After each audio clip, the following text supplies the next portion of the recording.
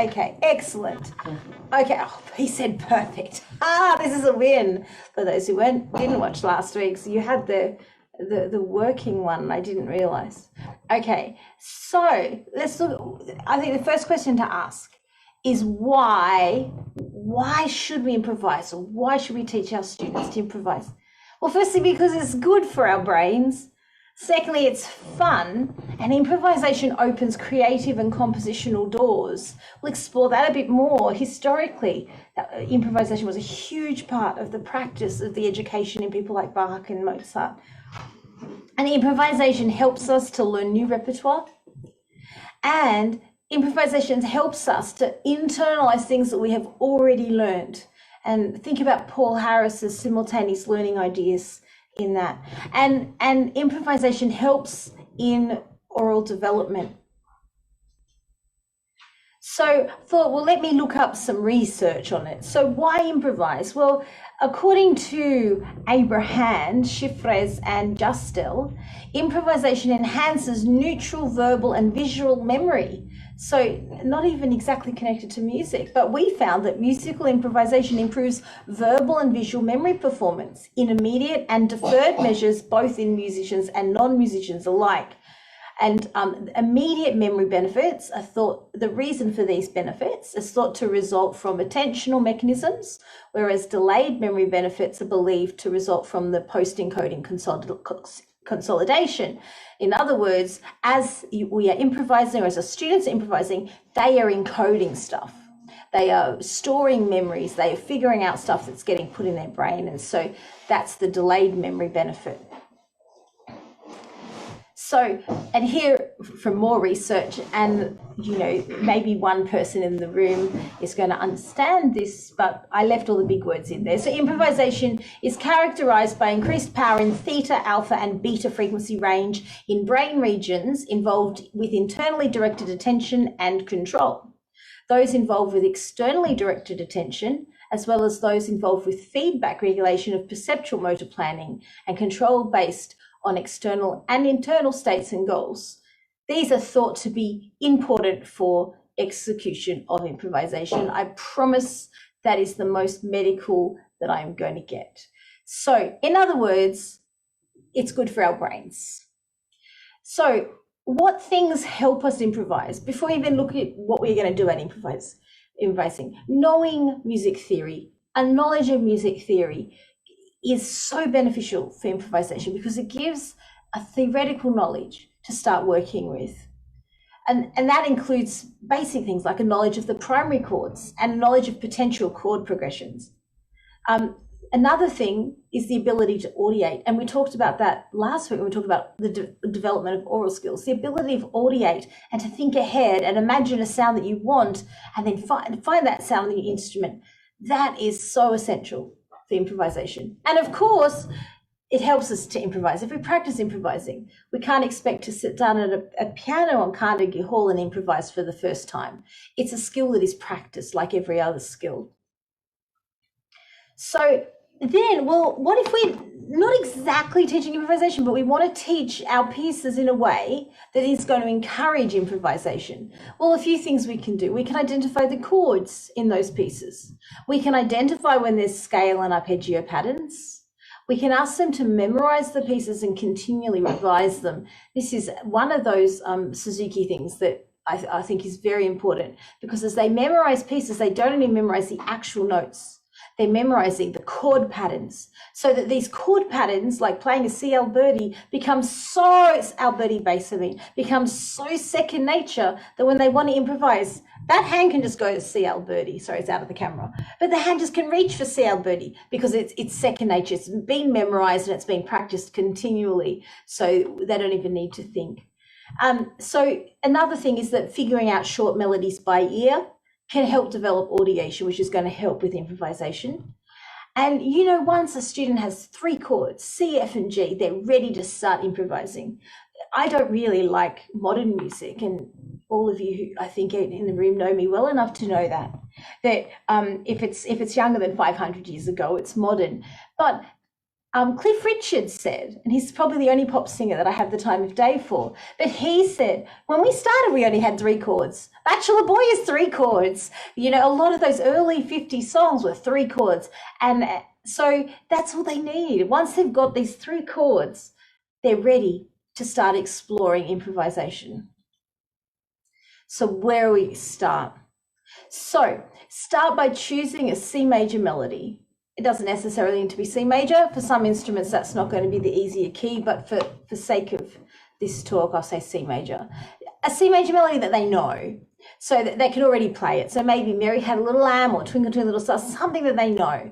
And then teach them C chord, F chord, G chord, or hopefully they already know them. And I've just put in here that when I teach C chord, F chord, and G chord, I teach them originally in root position, but very soon after I'm teaching them in these 3 inversions, because then that's accessible and they can use it for everything as a broken chord, as an arpeggio.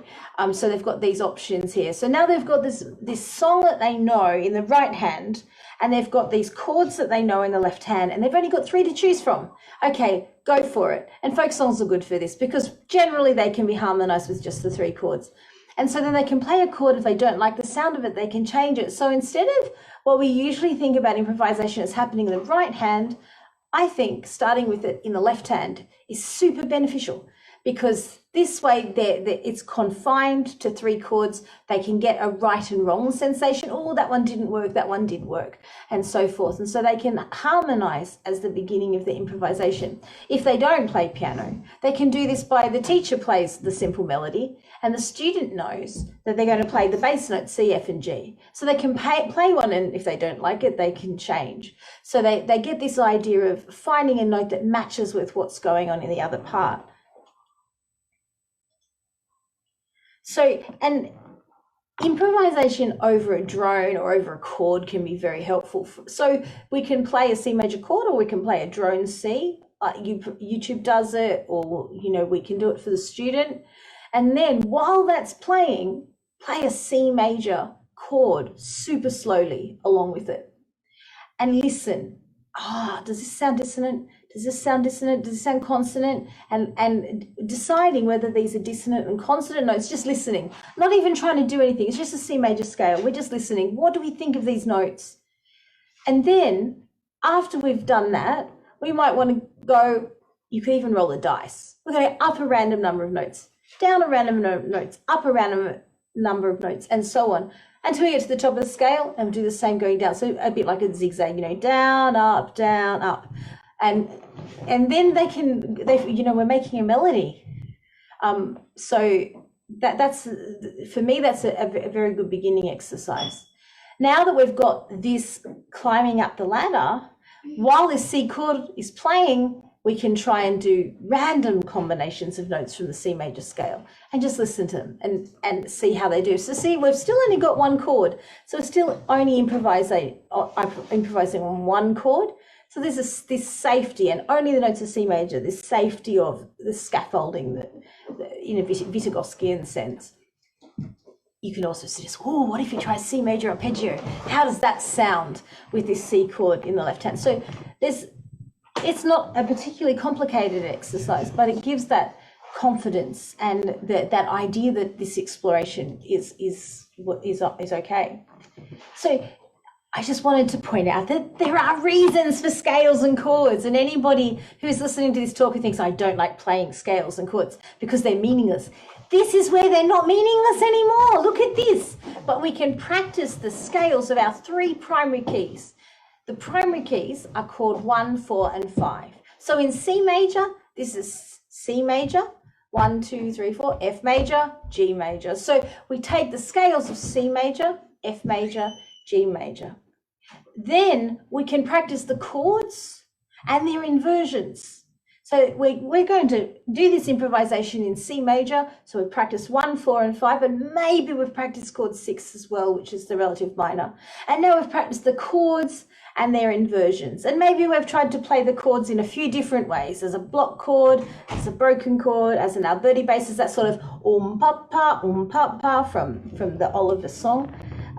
That's where you play the bass note and then you play the first inversion twice, or the first inversion and the second version for those who don't understand that reference. So there's so much we can do with scales to prepare us for what are we going to do when we improvise. Now, you can't have a lecture with me without thinking about what did our Baroque counterparts do. So this next few pages is an excerpt from the Ganassi treatise, which is called, in my authentic Italian, Opera intitolata Fontegara.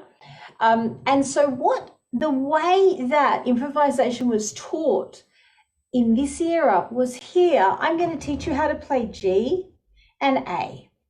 Now, what can we do between G and A? Well, we're going to practice these patterns until we've memorized them. Between G and A, we could go da da da da dum, da da da dum, da da da da da da dum, and so on. So for this interval, we are going to practice all these combinations. So if we ever come across a G and an A in a piece of music, we know we have this set of riffs, you could say, that we could put into the piece to extemporize it.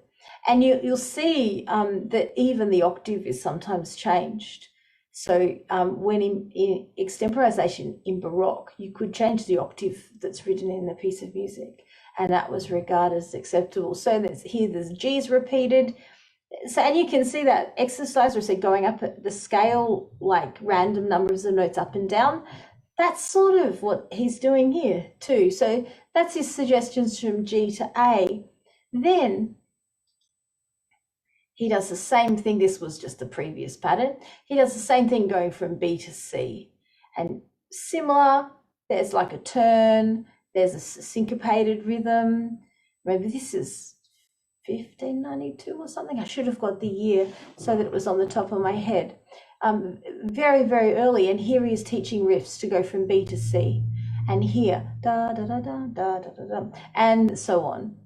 And they're getting quite complicated.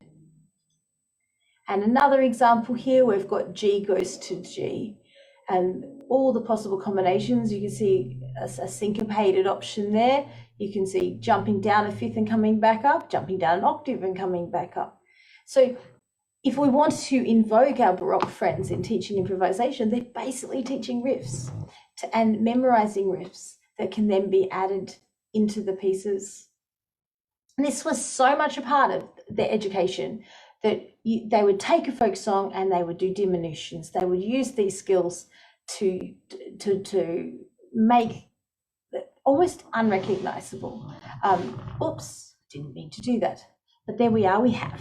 Okay, so let's improvise on a piece we already know. So before we are improvising on pieces we don't know, we can improvise pieces we do. So taking ideas such as those from the Ganassi treatise, and the Ganassi treatise is available on IMSLP, and it's in all horrible ancient text, but if you go down, the final one is excerpts from the Ganassi treatise. So that's where I got those images from, somebody who's very kindly transcribed some of these embellishment ideas.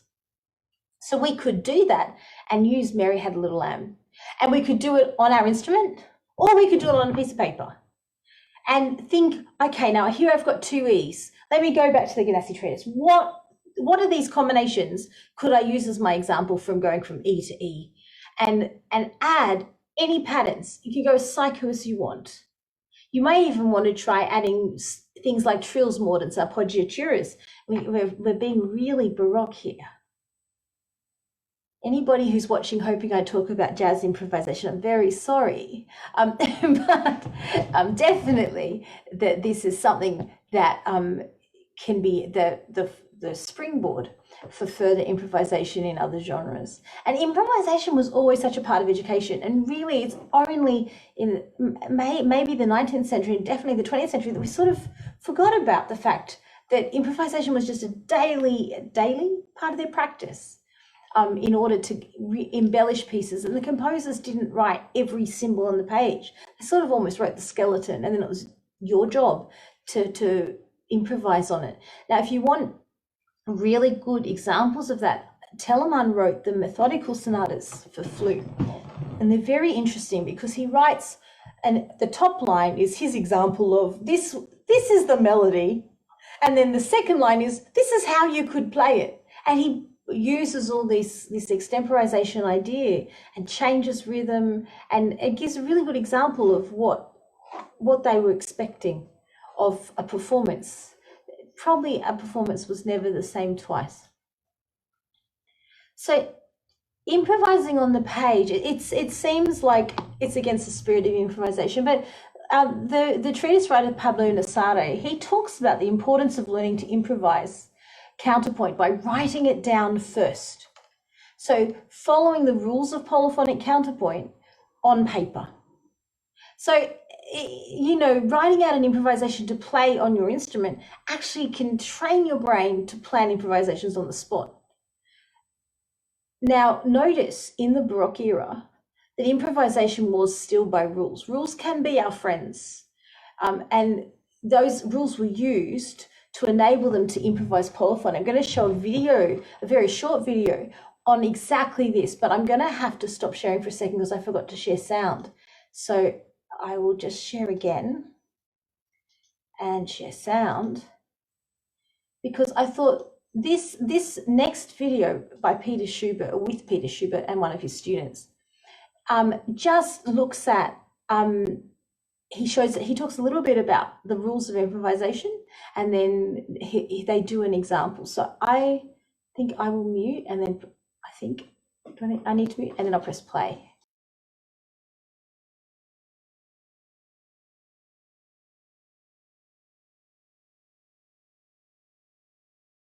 You know, the word canon actually means a rule. So the rule is you do everything I do a fifth higher than me. So then you need to know how is this going to work? So what they did in the Renaissance is they devised some rules, some canons, for what melodic intervals the first voice has to do so that when the second voice imitates at the fifth, it actually sounds nice. So one of them is I could lead by staying on the same note. And if I do, so you come in one note after me. If I do that, the first interval will sound nice if I just repeat my note. Da, da. See, that sounds nice. Or I could go up a third. You'll see, this is going to sound nice too. Da, da. Or I could go up a fifth. Da, da. Or I could go down a second. Da, da. Whoa. Wow. Very effective. Or I could go down a fourth. Da, da. And there you have it. And any melody, yes, any melody, you cannot be serious. Any melody that's made of those melodic intervals will work and make pretty harmony. So now we're going to improvise one where I'm going to sing a melody made of those intervals, and Dawn's going to follow me. And I have to tell you, her job is really the hardest because she has to find her note while I'm singing my second note, and she has to figure out where I went from the first note to the second note, and then she has to be able to do that one note later. So she has to be able to sing and listen and think all at the same time. Can you do that? I'll try. Okay. All right. Da, da, da, da, da, da, da. There. That was pretty good. It was a little boring, though, I thought. Did you think? Maybe a little boring. So here's how we can make it more interesting. I'll add some embellishing tones. So instead of going up a third, da, da, I'm going to go da, da, da. Or possibly I could go da, da, da, da, da. And this should make things a little more interesting. Okay. Ready? Da, da, da, da, da, da, da, da, da, da, da, da, da, da. That was pretty good. You know what's wrong with it, though? It doesn't end. Wouldn't it be good if we had a proper ending? So I'm going to show you how to do a cadence. At the cadence, we have to break out of the pattern. You have to stop imitating me. Okay. So what I'm going to do is I'm going to go down a step from one beat to the other, and in the middle of the measure, go up a fourth. And when you hear me do that, you go down a step like I did, but the next thing you're going to do is go down another step. Okay. So let's just do one right now. Da, da, da, da, da, da, da. So that's the cadence. Okay, now we're going to tack that cadence formula onto a big long improvisation, gone for weeks. Okay. Da, da, da, da, da, da, da, da, da, da, da, da, da.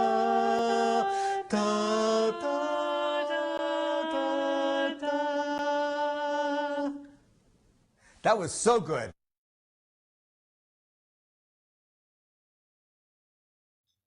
Isn't that amazing? That the rules of improvisation meant they could do that on the spot. And if we look at things like the job description for the 1604 director of music at the cathedral at Toledo, and they had to be able to sing a plain chant while improvising one by pointing to the notes on the Guidonian hand in this hand and a separate set of notes on this hand. So they were making 3-voice counterpoint, and then they would be conducting somebody else to sing and someone else to sing. That was part of the job description. So the improvisation was so important. But as Mr. Schubert described, there was particular rules. And that's why Pablo Nassari says, write down your improvisation, because that's where you can first master the rules. So that's the end of me filling you with Baroque improvisation ideas. And I've given you the practical ideas that I use in my teaching. Now, what I did was I went to someone from the forums, Tom's house, and I spoke to his cat. And this is what his cat told me that he does when he's teaching. Firstly, he gets his students to start improvising with 2 or 3 notes. And then he provides a rhythmic motive that he's asking them to stick to, for instance, 2 quavers and a crotchet. And gradually, from this 2 or 3 note improvisation, increasing the range, they gradually add new rhythmic motives to improvise on. And then he allows them to combine different motives together, emphasizing the importance of not straying from the motives. That's just to give the student a sense of structure. So once they've mastered these rhythmic motives that he's assigned them, then they can experiment at home. And he says he encourages the use of stinky notes, that is extended harmonies. And stinky notes are interesting because when we do improvise, we are going to get notes that sound horrible. And it's not, the horrible note is never the problem. It's finding a way to resolve it. So when you play a horrible note, go, oh, that sounds horrible. Okay, so I'm going to travel my note, play some other notes until I find a way to resolve it. So basically, you're learning to use extended harmonies. And he said that he doesn't want his students to get stuck to the blues scale. So I didn't talk about the blues scale because, I'm encouraging more classical and Baroque improvisation, but the jazz musicians use this scale as one of many scales. But after a student learns a blues scale, they can get stuck there and not willing to experiment. So he said, try to not have improvisations that sound like you're practicing scales. At least not eventually. In my opinion, it's okay to begin with, but as time goes on, you want to get a bit more creative than that. Now, after speaking to Tom's cats, you do realize that I flew to the UK despite border closures to speak to his cats. I then went to visit Claire and speak to her clarinets. Now, Claire's clarinets travel to school and teaching groups. So I thought that finding out what Claire did would be very useful for people who are watching who do want to incorporate improvisation in their classroom. So according to the clarinet, Claire uses a blues backing track. And she suggests that E minor is good starting point because it allows you to improvise on the notes B and G. And she has the class all play a rhythm together, and here was her example that she mentioned. and then starting on a single note, taking turns with the rhythm. So either they can repeat the rhythm as they pass the rhythm around the circle, or they can make something up. Some are going to try interesting rhythms on this single note, and some are even more adventurous. Another thing that she does is that she asks students to play something to conjure up an emotion or an image.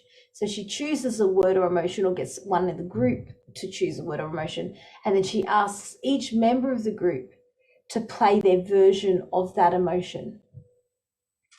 So that's the group teaching, thanks to Claire's clarinets. Now, I then travelled back to Australia and I visited the house of Viola Vasquez, and I spoke to Viola's viola. And so Viola starts by teaching the students a simple chord progression and improvising over that. She felt that jazz teachers often start with very complicated progressions, which can be daunting. So having a simple chord progression, 1, 4, 5, 1, and then starting to improvise over that, and then moving to 1, 5, 4, 1, and then adding in chord 6. Then these simple progressions can be then moved over to the minor key. So, oh, look, I already said the next point. I just add to Viola's viola conversation that I have a favorite progression. My favorite progression, I get all my theory students to write it down because they can use it in grade 6 theory, is 1, 4, 5, 6, 2, 5, 1. And so they write it across the top of the page. So if they're harmonizing something and they see, oh, I've got a 4 here. Oh, well, I know 5 goes well after 4, and I know 6 goes well after 5. And so that, but also for improvisation, if I'm asked to improvise something at ballet, very often I'm improvising over that chord progression. So yeah, that Viola's made a very important point that we start with the simple progressions and we add to that. And then they gain confidence at this simple progression before moving on. Now, Viola's viola also brought up the matter of the circle of fifths. And so I don't know if about others in the room, but this is something I've always taught as part of theory and learning scales. And I get the students to learn the scales around the circle of fifths, so that they're getting the benefit of learning the theory rather than the typical, let's teach the scales from easy to hard. So I get them around the circle of fifths. Well, Viola does this for her improvisation teaching. So they're both with scales and with chords going around the circle of fifths. And then doing the chord in one hand and the scale in the other around the circle of fifths. And so, and then, sorry to those who are not piano, though you could do this on the instrument, and then do the chord in the other hand and do this with the scale, so that both hands get a chance at doing the chords and both hands get a chance at doing the scales. And then with the chord in one hand, mix up the notes of the scale and making the dominant note the midpoint of the melody, so that they're getting that feeling of the dominant and tonic in each scale around the circle of fifths again. So then I went back to the UK and spoke to, I always get her name pronounced wrong, Cyrilla. I will get in trouble later. I apologize, Cyrilla, I've probably said your name wrong. Anyway, and so Cyrilla sent me some information from the Phoenix Institute on the Kodai method of teaching improvisation. And some of the things in the stuff she sent me was that making up words to a song. And until I read that, I hadn't thought about that. But how great is it when our students come and say, I made up words to this piece I'm learning, because they're actively involved in the learning process when they do that. And they change the starting pitch of a song, or they take a song and they change its tempo, pitch, dynamics, words, action. So again, they're taking something they know and they're playing with it. And then she said using 4 rhythm cards with the third one blank. So the student reads the rhythm of each rhythm card, but the third one's blank. So when they get to that third card, they have to make up their own rhythm before and then progress to the 4th card. So they're having a small part to compose or improvise on. And then the class can keep a pulse, and a solo student is to speak a 4-beat pattern while the class keeps the pulse. Singing hello to the student, but asking them to sing it back either changing the tune or the pitch. So I love how the Kodály method has broken down improvisation into so many parts, as did Tom, Claire, and Viola, but in different ways. But breaking it down into its component parts, going, let's have these little things that they can get confident at, where they are actually having to improvise. That builds the confidence to do that further. The teacher improvises melodies for a known rhyme, and the student is to copy one phrase at a time. So the teacher's improvising and the student's copying, but how great is that for the student to go, oh, actually, that wasn't so hard, I think I could do that, rather than, oh, we're going to improvise, but student has no idea what to do because they've never seen an example. The teacher improvises a melody for 3 phrases of a known rhyme, and then for the last phrase, the child sings their own tune. We're passing a song around the student circle, so each student improvises a phrase of the song, and take a song and use the ingredients from that song to improvise or compose your own piece. Isn't that exactly what Christopher Norden mentioned when he talked about it, that the student can get the inspiration from one place and use those ingredients and from there learn how to compose and improvise. So take a rhythm. So the teacher improvises a melody using Last So Me, which is note 653. And then the student is to improvise an answer, but they're to use the notes Mi, Re, Do, or 3, 2, 1. And then after the improvisation, discuss whether was that a closed or an open ending. And that's helping prepare, isn't it, for that perfect and imperfect cadence recognition later on. Now, if you do want to learn more about the Kodály, this is only a very small snapshot. They happen to be having a course on improvisation coming up on the 15th of May and the 19th of June. And the web address is there, phoenixcpd.co.uk, if anyone is interested in finding out more about the Kodály method and teaching and improvisation. Now, something I didn't put in the slides and I really should have, so, shame on me, but improvisation on the pentatonic scale, getting a xylophone or glockenspiel and just putting the notes of the major pentatonic scale, or you can use minor pentatonic, and then they can improvise on those notes. And once they're restricted to the pentatonic scale, everything sounds good. They're never going to be able to make something that sounds ugly. So that can give them the confidence to know it doesn't actually matter what you do, it's going to sound good. So improvisation on the pentatonic scale, really I should have talked about, because that's such a safe zone to improvise on and can be manufactured so easily. So my final points: experiment. So if you are here thinking, I wish I could improvise, but I don't have the confidence, remember, when you're improvising, nothing's actually wrong. When you're practicing improvisation, anything goes. If it sounds disgusting, no problems. Move off that note. By step is always a good start. So if you, I've made a yuck, I don't know where to go, try moving to the next one up or the next one down and see how it sounds. What about it when it sounds disgusting? Maybe we've just discovered a brand new chord that in a few years is going to be the newest fad ever. So don't be afraid to discover a new chord. And so always, that's the biggest thing with improvisation. I find it's the biggest thing to hold people back, is that they're afraid of sounding disgusting. But if you're afraid of making a dissonant sound, it hampers the ability to learn and master improvisation, if you can ever master it.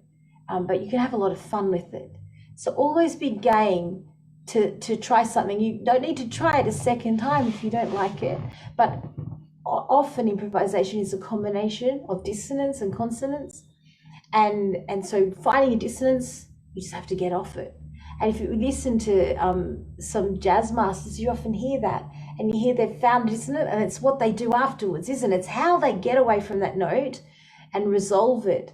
And if we're a Baroque musician, we love our dissonances. We have to resolve them on the next note. But making the dissonance isn't a problem. And using the formulas, as Peter Schubert described, that the canon just meant formula or rule. So using rules such as what's in the Ganassi treatise and giving our students these little riffs to work with. They can really have lots of fun with their Baroque pieces. My students always get very excited when we open a Baroque piece because this means I've got freedom. I can do so much here and be so naughty. And I will tell one last anecdote before I open the floor. And so when I did Amy B grade 7, I still remember I was playing a Telemann. I just played it. You know, I extemporized and I did those sorts of things. And after I played the piece, there's this section where the examiner can ask general knowledge questions, similar to in AVRSM what we do after the oral, at the end of the oral. And anyway, she said, how did you know how to play it like that? So there was this recognition. She knew I'd played it in a Baroque way, but she couldn't have done that. You know, it's working to the Ganassi treatise. I've stopped sharing screen now, Casey, but thanks for telling me.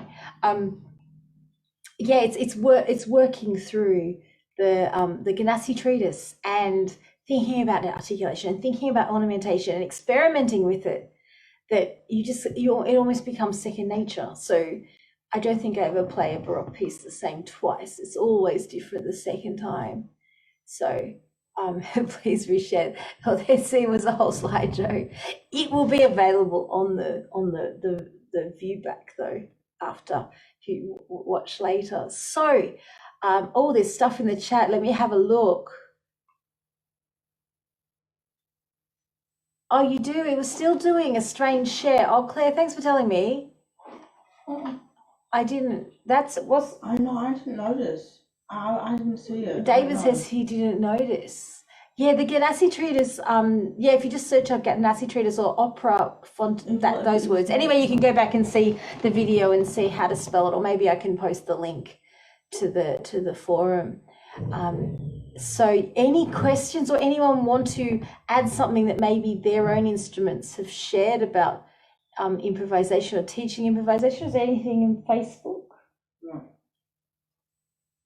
Do I have any brave people who want to say something? Yeah, go. Do you want me to share your video? Are you talking to me, Sarah? Yeah, Lorraine, do you want me to share your video? Yeah, I don't mind, yeah. Okay, you're there. Oh, God. Hello, everybody. Yeah.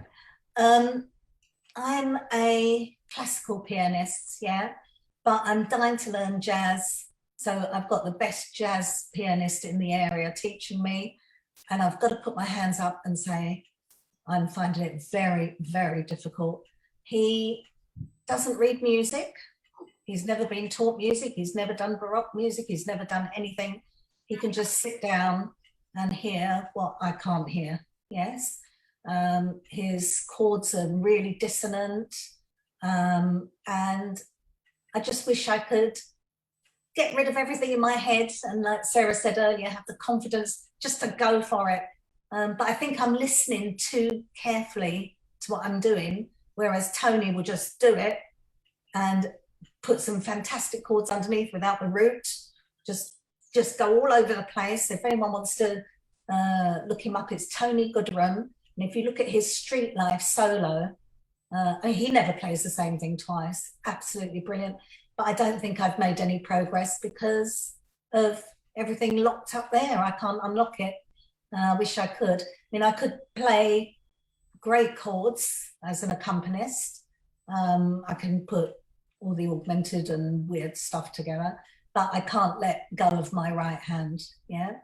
So I could do it with the kids. So when they finished, my teenagers I tend to teach, when they finish their grade exams, I let them have a couple of weeks off. They choose their own pop song or whatever they want to play, Alicia Keys. And then I'll just say, put your fingers there. And they're so happy with that diminished 9th, 13th, and they don't realize they're doing it. But I'll stick their fingers there and say, play that, will go beautifully. And they're so excited to come away with some fantastic sounds. So I've got a slightly different way of teaching it to Sarah. But it works. But I just wish I had done. Lorraine, feel free to share how you teach improvisation. Obviously, a few people gave me insights into what they do, but I'm very happy for you to share. I can remove my spotlight. Unfortunately, I haven't got a piano here, Otherwise, I could play something to you that I just make up. But mine are mostly chords rather than right hand. Yeah. That's all. I've said enough of that. Yeah. Okay. Thank you, Lorraine, so much for sharing that. And what you said is exactly what Viola said when I was speaking to her about it, that getting very complex progressions right at the beginning and really not having that, well, where do I go from? The other thing Viola sent me, but at the time she sent me, it wasn't going to make it into the slides, is the ABRSM have the jazz curriculum, which have we frozen? Have I frozen? No. No, okay. Maybe you had frozen. But the jazz curriculum works step by step with ABRSM. But that definitely, if we want to talk about jazz improvisation, I am not the person to give the talk on it. The talk was only on beginning improvisation. Beginning it, because that's that's all I can do, and that's where my limit is. But maybe Lorraine or Viola is happy to take a Zoom and talk about jazz improvisation in more detail. If everybody have a keyboard or piano near them, I'd love to teach. Yeah, just very basic. Yeah. Mm-hmm. Well, does anyone else have anything to add before I finish it? Maybe I'll let Lorraine not be on the live stream. Does anybody else, does that love heart Viola mean you want to say something? No, it's just a No, I just loved how Lorraine was describing it. It was lovely. Well, on that note, it's bedtime at our end. Oops, that wasn't supposed to happen. I was trying to close the chat. Thank you everyone for joining us today, both here and those watching the live stream. Have some fun improvising and exploring, and feel free to share any ideas in the forum for ways that you found helpful for improvising. And on that note, have a lovely day to those in the UK, have a lovely evening to those in Singapore and Australia, and Case is sharing that he has been improvising today, like Light Switch cover by Charlie Puth. Excellent, Casey. That's great. Okay, so on this note, have a good night, have a good day, and we will talk next time. Bye for now. Sarah, thank you. Thanks for coming.